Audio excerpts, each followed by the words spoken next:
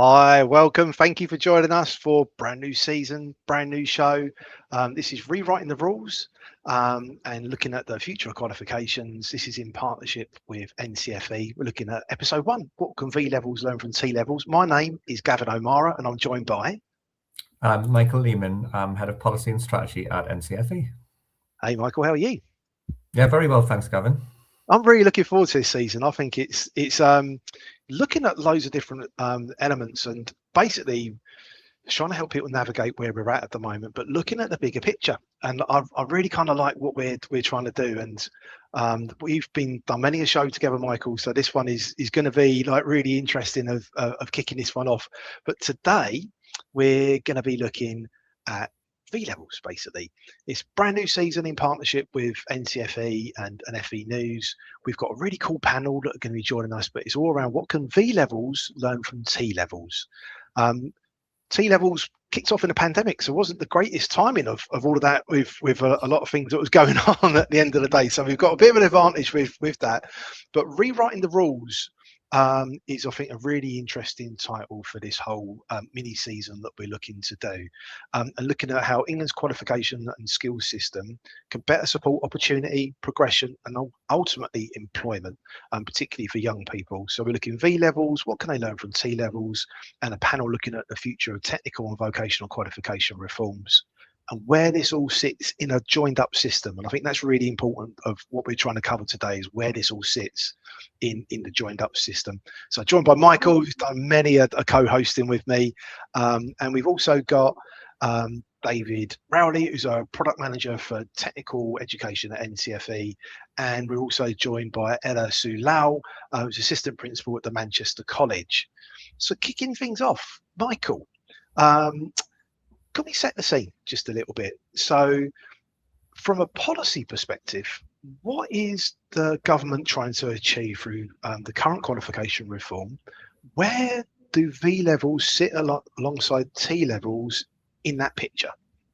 Yeah, so I think for the answer to that, Gavin, we need to look back. It makes me feel old saying this, but 10 years really for the 2016 Sainsbury report, which is really the kind of time that this all started. I think a few things to like are, this Labour government have come in and actually, rather than kind of scrap the previous reforms, which we've seen over several decades, they've kind of done a bit of a middle ground where they've kept the things they like about the reforms, and they brought their own ideas to the table. But I think actually, some of the kind of commonalities of what they're trying to achieve are very similar to the previous Tory government as well. So, one of the real cornerstones of the reforms is the desire to simplify the qualification landscape. We've heard a lot about this over the last 10 years. The fact that we've had lots of different qualifications from lots of different awarding bodies, and often with very different approaches to the design, content, and assessment approaches within those qualifications. I think one of the real desires, rightly or wrongly, is to simplify that system and bring a really consistent approach to that design, content, and assessment approaches across the piece. And I think one thing that we can't really argue is that the system is going to be a very simple space. At level 3 for a 16 to 19-year-old, the only choice will be an A level, a T level, or a V level. You can't get much simpler than that. 2 distinct pathways at level 2. So on the face of it, I think that they're going to achieve that aim of simplifying the landscape. And I guess sitting behind that really is the Sainsbury report. Really, it was written by a very large employer. I think most people would have heard of Sainsbury's. Got a shops around the country, and I think employers have been telling us for years that people are coming out of the education system and not necessarily ready to start work. Now, I would argue that you don't necessarily need to rewrite the whole qualification structure to achieve that. But again, that's a cornerstone of the reforms. What they want is to create more work-ready people, certainly on the T-level side, I suppose. So I feel like they're the kind of founding principles of the why behind these reforms. Yeah, no, definitely. And I think if you look at the Go Captain Stato as well, like we've ONS, we've got 957,000 young people 16 to 24 that are NEET, not in education, employment and training. And I think this is the interesting part where it covers the employment and training suite, isn't it? If you know what I mean, because a lot of the time main media will cover employment only, but you need those skills to be job ready, which is what the employers are looking for. So I think Of that's course. also a massive sort of part of it. So T levels, they come at a really interesting time in the pandemic, particularly with that work placement sort of area as well. Was such a key sort of new part of T levels at the time, which is obviously difficult to do in a pandemic or coming out the back end of it. But looking at the experience of introducing T levels, what are those key lessons that policymakers should sort of bear in mind when looking at V levels when they're being developed and embedded? What would you sort of say from lessons learned from T levels?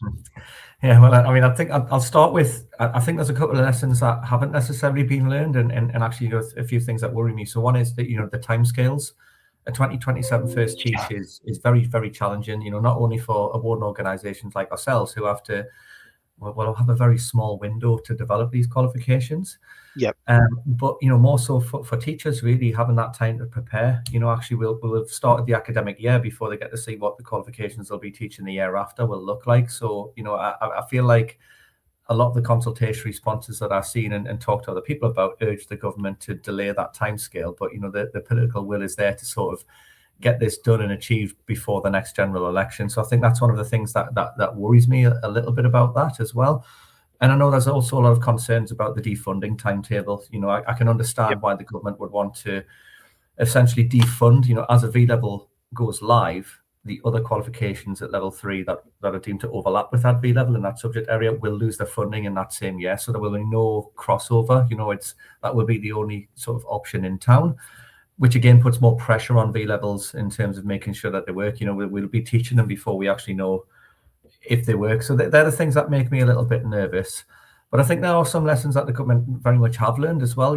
For example, V levels won't be working through what we call a single licensing approach, which is, so for T levels, for example, NCFE, we're the only awarding organisation who offer the early years T level.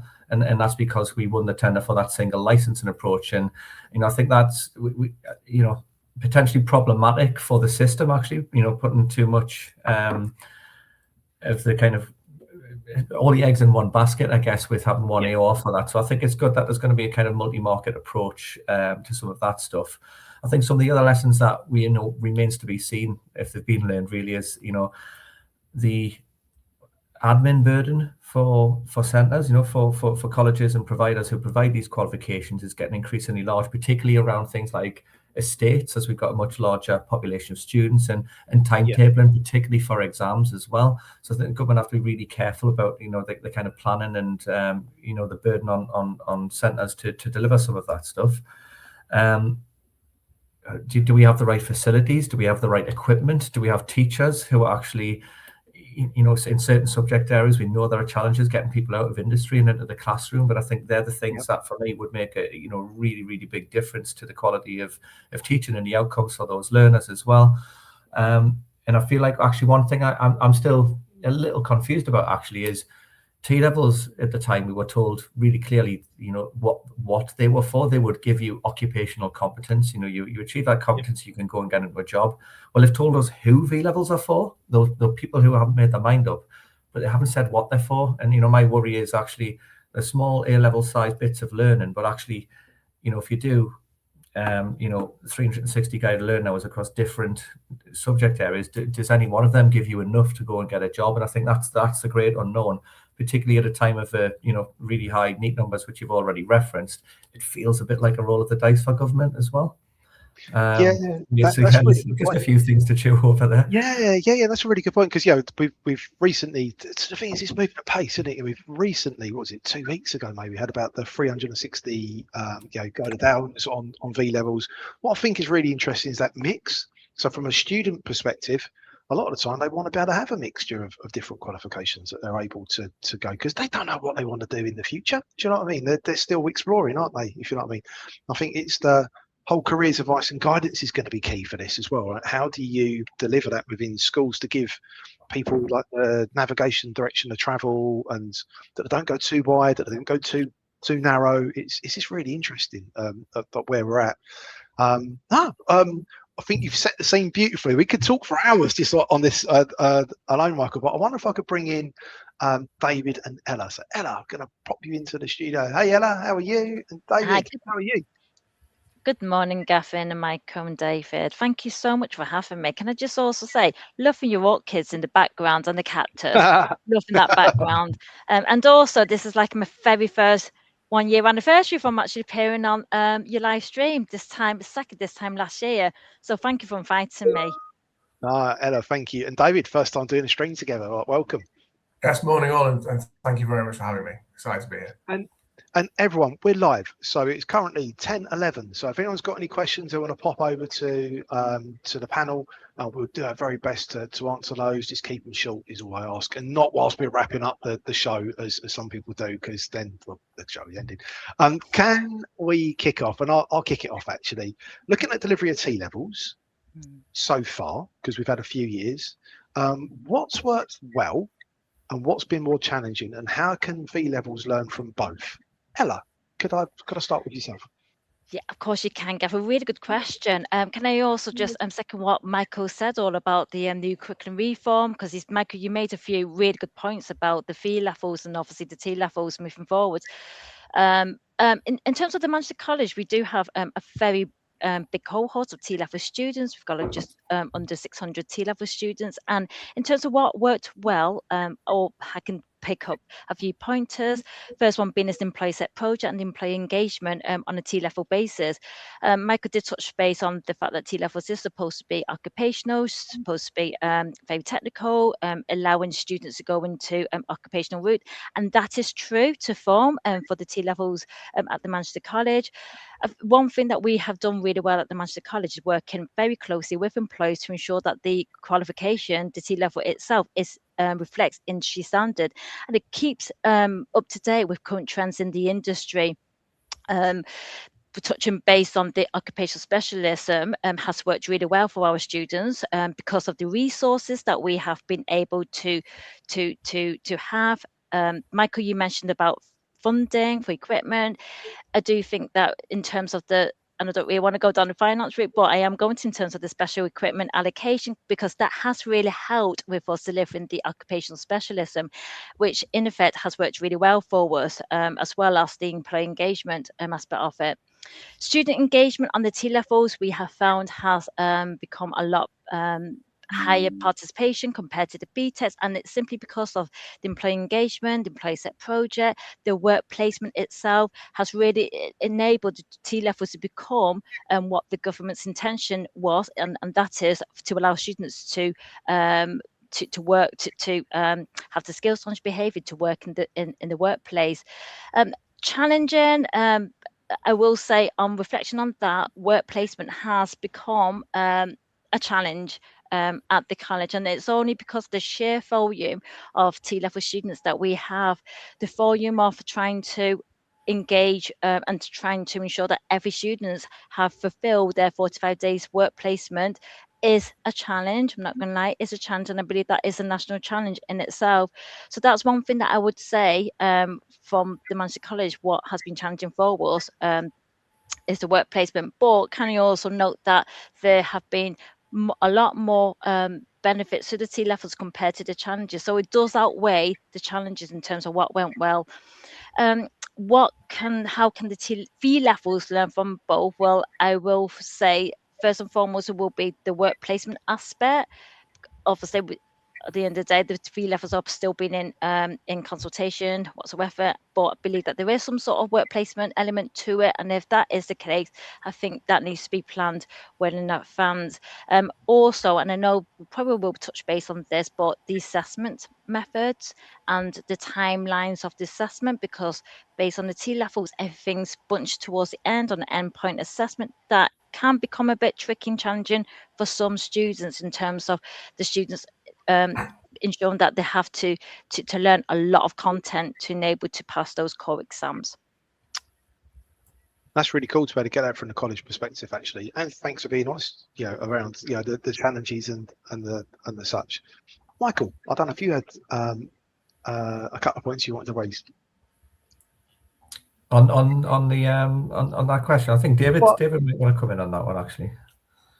I'm happy to jump in on that. What I will do is I'll absolutely defer to Ella's expertise on delivery, obviously, from that perspective. And the thing I would say is that it's important to remember that V levels are not small T levels.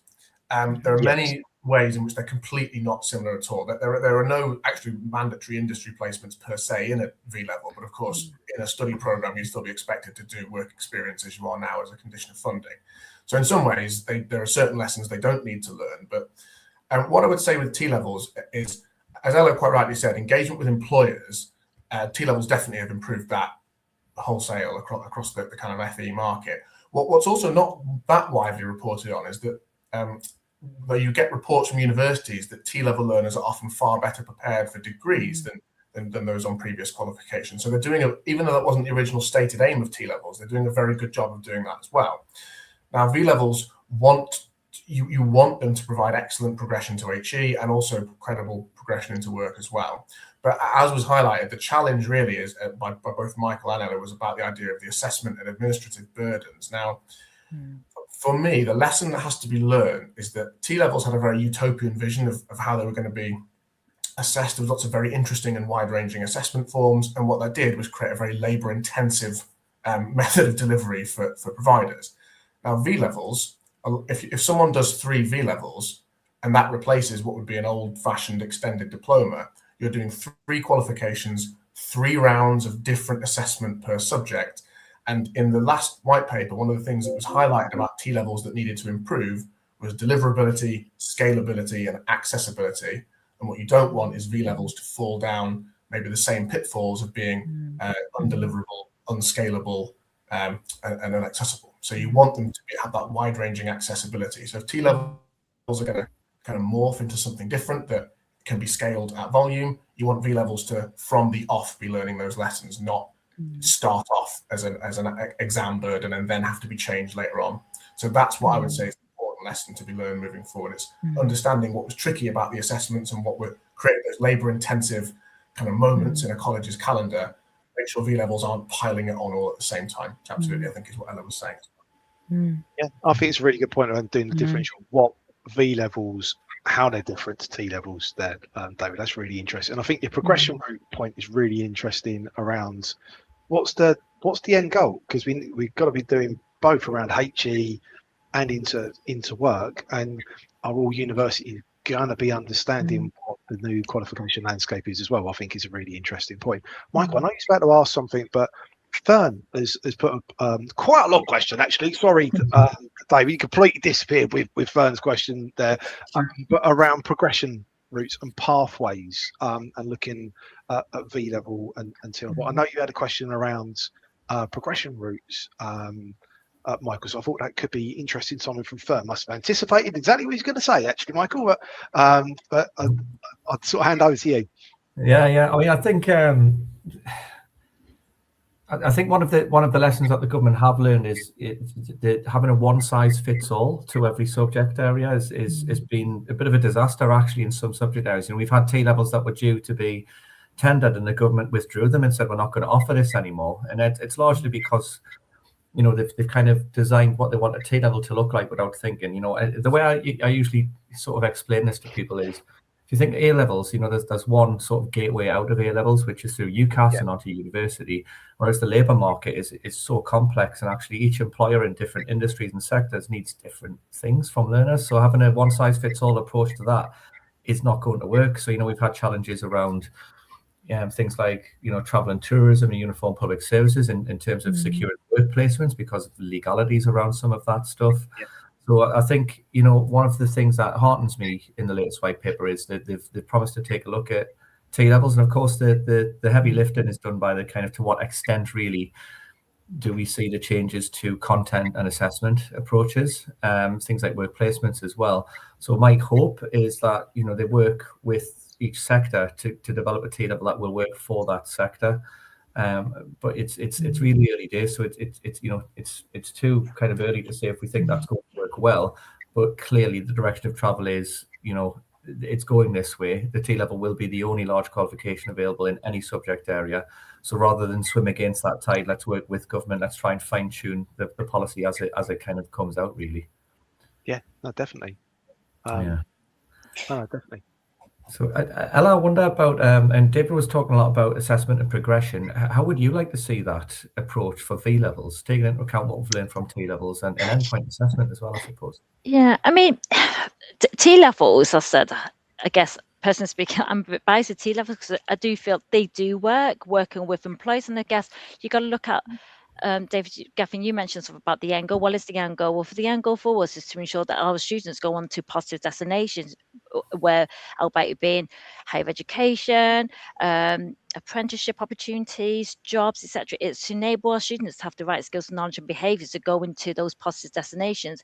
And the way we see T levels, in the main, the most of our T-level students, they do tend to get offered higher national apprenticeship with employers. So we feel that the T-level does work because it does give that technical aspect of it.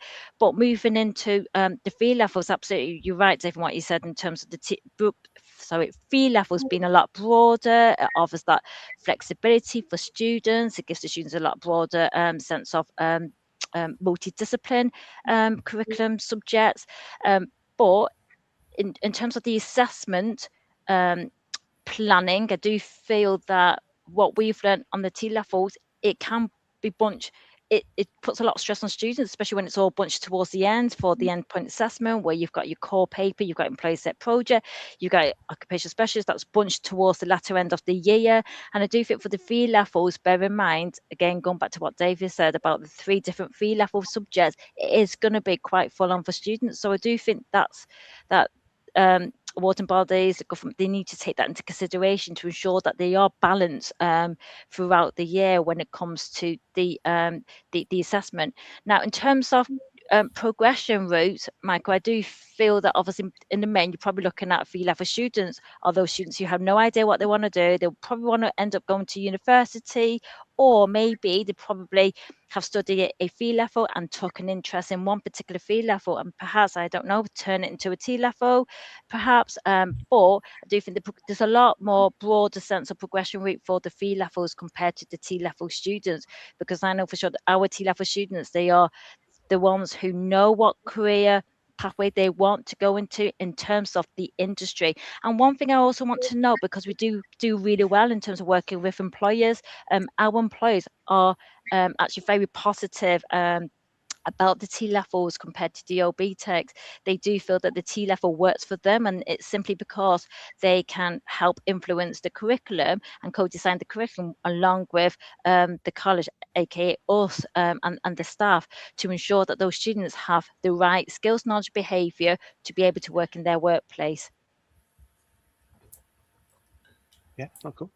I'll come in on the progression piece is a very interesting one, actually, which I think we know a lot about the assessment of them. We've seen the off-qual draft conditions, and we know that the assessment of V-levels is actually going to be very, very similar to that of applied generals and AAQs. It's a 40-60 split between assessment by exam versus non-exam assessment, which is something that most people are familiar with right now.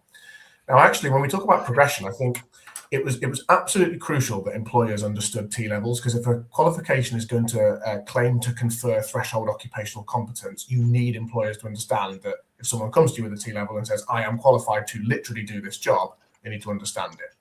I actually think with V-levels, because there's a kind of broader scope to them, I keep saying they're not really small T-levels, they're more akin to vocational A-levels in a way. And actually, I think what's going to be even more important is making sure that HE providers understand their value. Because at the moment, what HE providers have to do is unpick a kind of web of, is this a BTEC? Is it a Cambridge National? Is it a Cambridge Technical? Is it this? Is it that? I think the government have taken some very smart steps for saying everyone's got to call theirs a V-level. There's no branding.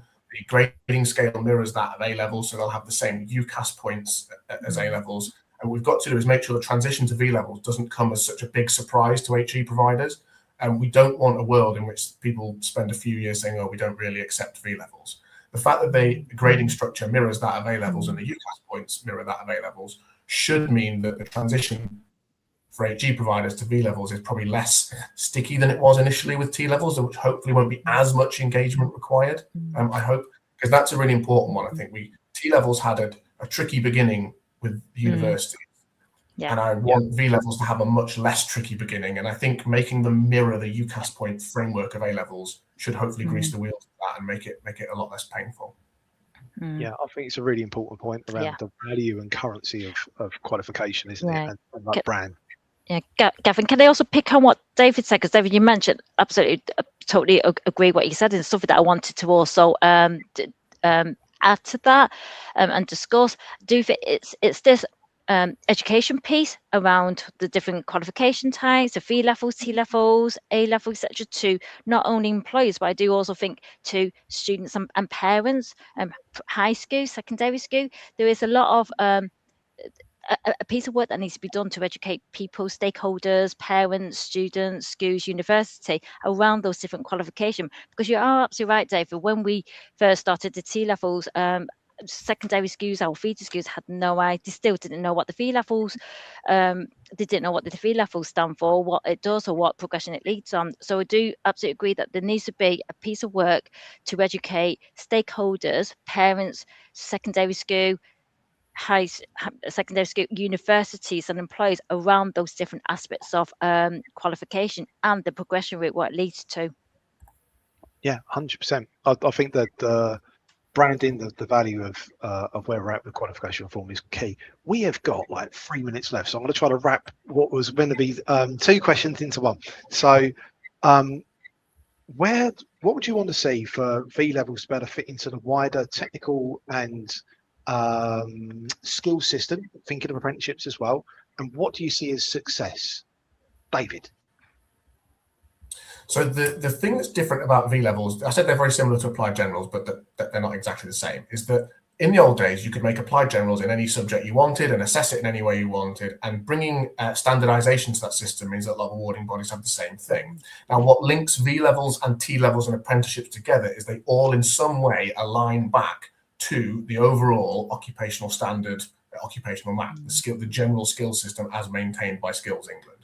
Now, I think making it absolutely clear which, having a common language of what routes, what occupational routes a V level sits in and a T level sits in and an apprenticeship sits in, means that if we're using the same subject nomenclature and terminology, we'll be able to say, oh, that V level is clear in the same ballpark as that T level and those apprenticeships. That's all using the same language, whereas previously it was a very disparate set of language that we use. So that's what I think that's the important way to link them together. The occupational map is the linkage structure. So as long as we reference back to that with that kind of standard skills language, and I think we're in a good place.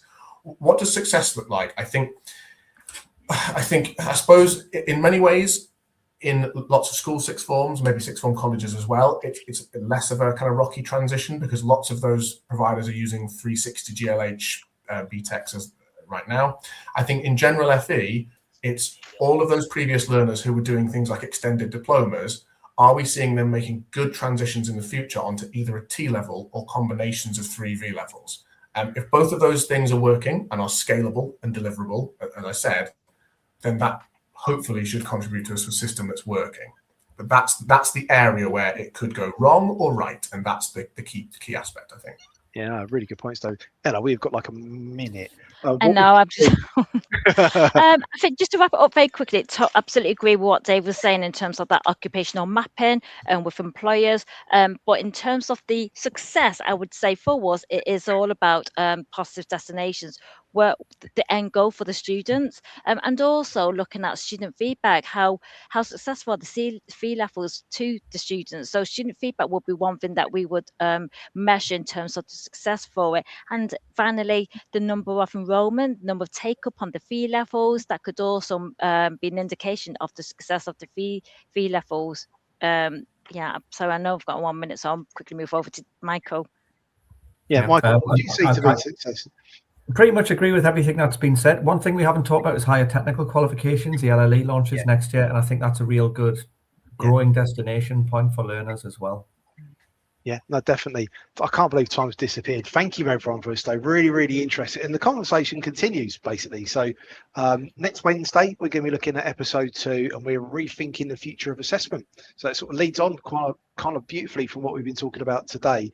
But Ella, David, Michael, thank you so much for today. Thank you, everyone, for joining us. We'll see you really soon. Thank you. Oh, thank you. Thank you. Thank you.